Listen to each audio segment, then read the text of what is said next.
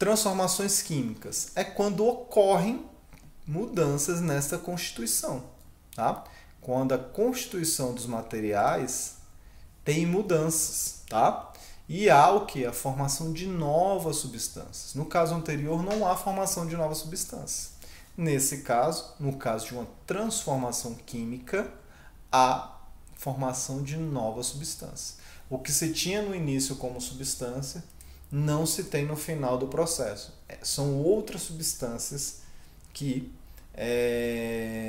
são produzidas no final desse processo. Então, um exemplo é esse aqui. Quando a gente tem, né, uma ferramenta, por exemplo, de aço, tá? Essa ferramenta pode enferrujar, certo? E a ferrugem é o quê? A formação de uma substância diferente dessa que está aqui. Como assim, professor? Olha, ela é tão diferente que a cor dela é diferente. Tá? Essa substância aqui ela não tem a mesma resistência mecânica, ou seja, ela sai como um pó e essa aqui não. Tá? Se vocês, né? Eu não sugiro isso, mas se a gente cheirasse isso aqui, cheirasse aqui, teriam cheiros diferentes. Mesma coisa gosto, teriam gostos diferentes. Tá? E a mesma coisa em relação, por exemplo, se a gente pegar esse pó, né, que são óxidos de ferro, e submeter ao calor, e esse aqui também ao calor, a gente vai ver que essas duas substâncias elas vão se tornar líquidas em temperaturas diferentes. Mesma coisa se pegar o óxido de ferro e submeter ele, por exemplo, à corrente elétrica. Tá? O óxido de ferro ele tem uma condutividade elétrica muito mais baixa. Ele conduz muito menos corrente elétrica do que o aço. Tá? Então, são substâncias totalmente diferentes. Isso aqui é uma substância ou um material que você tem no início e esse aqui é o que você tem no final dessa transformação. Tá? Então, essa transformação aqui é uma transformação química. Por quê? Porque o ferro que estava aqui foi transformado em óxido de ferro. Como que aconteceu isso, professor? Olha, essa ferramenta, né, ela só sofre ferrugem ou forma nela óxido de ferro quando ela é submetida a condições especiais. Que condições são essas? A gente conhece isso do nosso cotidiano. Né? Por exemplo, se a gente deixar essa ferramenta tomando chuva e sol. Tá? Então, água é determinante para acontecer ferrugem. Tá? Então, se ela tiver muita umidade, certo? E o oxigênio conseguir acessar ela, o oxigênio do ar, vai haver formação de ferrugem. Tá? Por isso que a gente, no cotidiano, a gente usa muitas coisas para impedir que esse processo aconteça. Né? Um deles é o quê? Pintar, né? Utilizar de uma barreira mecânica, por exemplo, tinta, né? Uma tinta especial, é claro, para que o oxigênio não acesse essa peça quando, né, porventura ela for molhada ou sofrer umidade. Ok? Então, transformação química. Como que a gente identifica uma transformação química? Eu já falei algumas coisas anteriormente, tá? Mas aqui eu vou registrar para vocês colocarem até no caderno de vocês aí. Mudança de coloração é um indício de que ocorreu transformação química. No exemplo anterior a gente viu ferro tem uma cor cinza, né?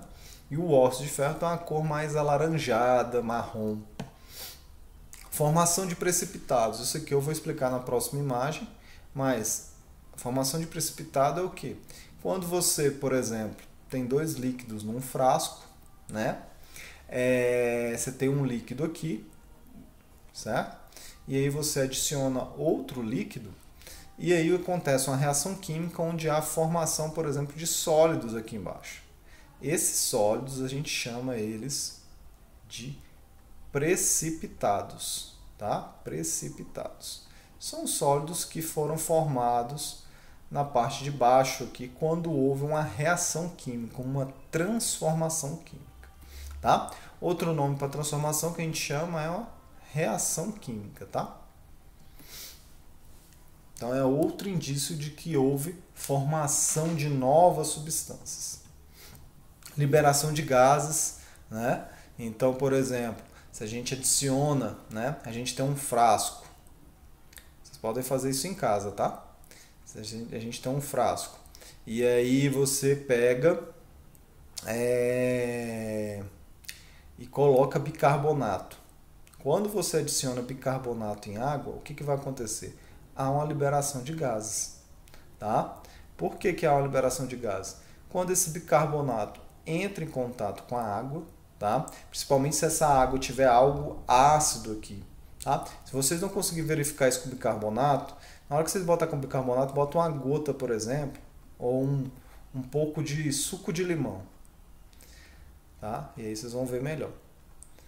Aí o que acontece? Começa a haver desprendimento de gás, é como se borbulhasse aqui, como se estivesse em ebulição, né?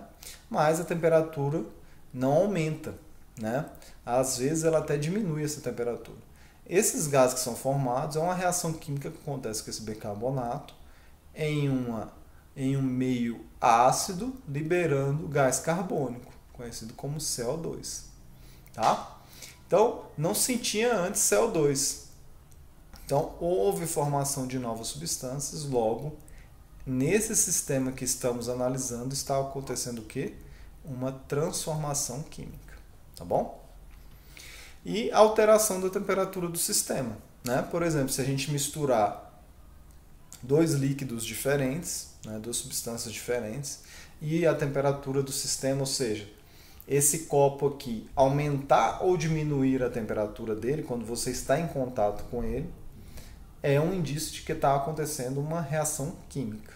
Tá? É um indício, não quer dizer que esteja de fato, mas são indícios de que há uma transformação química e a formação de novas substâncias. Tá? Transformação química sempre tem, né, sempre provoca formação de novas substâncias em relação às substâncias que estavam no início do processo. Lembrem que para analisar uma transformação, seja ela qual for, a gente sempre tem que ter em mente o quê? Que o processo de transformações tem um início, ou seja, um estado do sistema, certo? Um estado no sistema inicial, certo? E aí a gente faz a comparação o quê? Com um estado final desse sistema, tá? Esse estado final desse sistema. Se a gente for estado do sistema, né? Sistema. Se a gente for fazer uma comparação, a gente pode fazer uma comparação, por exemplo, com a mesa novamente. Né? Uma mesa de bar, se a gente está observando ela para estudá-la, para ver qual é a melhor forma de servir, por exemplo, o estado inicial pode ser o quê? Quando essa mesa está vazia. Um estado final, quando chega clientes nessa mesa. Então a gente tem uma mudança desse estado no sistema. E no caso, o sistema analisado que eu estou falando aqui agora seria a mesa com os atores ali envolvidos, tá bom? Então, isso aqui é um exemplo de precipitação, tá? Se tem uma substância aqui dissolvida em água e outra substância solubilizada em água. Quando essas substâncias diferentes se entram em contato, há a formação de um precipitado, tá? Formação de um sólido que fica aqui embaixo. Isso aí é a formação de precipitados que eu comentei anteriormente. Aqui há uma reação entre o mármore, né? Uma pedra que muita gente conhece, o mármore, certo? E um ácido conhecido como ácido clorídrico. Esse ácido aqui, a gente pode verificar ele no nosso cotidiano, por exemplo, ele pode ser chamado de ácido muriático. E ele é presente o quê? Naqueles produtos de limpeza conhecidos como lava-pedras, tá? São aqueles produtos bem corrosivos mesmo, né? Então, se você jogar esse produto, por exemplo, na verdade se joga ele, né, em superfícies, né, que pode ser mármore ou pode ser outra superfície que reagem com ele, por que ele limpa? Porque quando ele solta esse gás aqui, que é o gás carbônico, CO2, tá? Há o quê? Há uma retirada, certo, daquelas sujeiras superficiais. É como se ele polisse aquilo ali, ele começa a retirar por reação. Há uma reação química entre esse ácido e a rocha, né, no caso, ou a superfície, o porcelanato ou o piso que você vai aplicar isso, e aí a superfície é retirada, e aí você retira com ela aquela sujeira bem incrustada ali. E aí você limpa, né? Porque você retira ela por uma reação química que libera CO2, e aí essa sujeira sai também, tá bom? Então esse aqui é um exemplo de formação de gases, tá bom? Ou a gente chama também de efervescência. Efervescência. Efeito de efervescência. Também que acontece quando vocês colocam um comprimido, né, como mostrado aqui, por exemplo, aqueles comprimidos antiácidos, né, comprimido Eno, aquelas outras marcas. Você coloca isso, há uma liberação de gases, tá vendo? Por quê? Há uma reação entre um ácido que está aqui dentro, que no caso é ácido cítrico, que está sólido, e o bicarbonato que está aqui dentro também. Quando eles estão em água, eles se dissolvem e aí começa a liberar CO2. Tá bom? A formação de novas substâncias.